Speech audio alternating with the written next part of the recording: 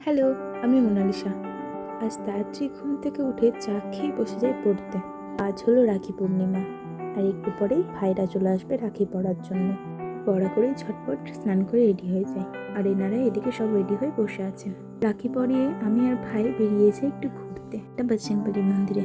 জানো তো, এখানে না আমাদের বাড়ি থেকে আমাদের আসতে দেয় না, কারণ এটা অনেকটাই দূর আমাদের বাড়ির থেকে। বাড়ি থেকে কল করায় আমরা বাড়ি চলে যাই আর লাঞ্চটা সেরে ফেলি।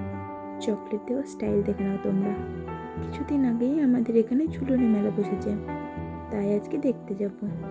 প্রথমেই গিয়ে ঠাকুর দর্শন করে নিই, এবং বাইরে দেখো কত কিছু বসেছে। এগুলো দেখতে দেখতেই নজর চেয়ে ফুচকার দোকানে, তাই দেরি না করে দাঁড়িয়ে যাই লাইনে।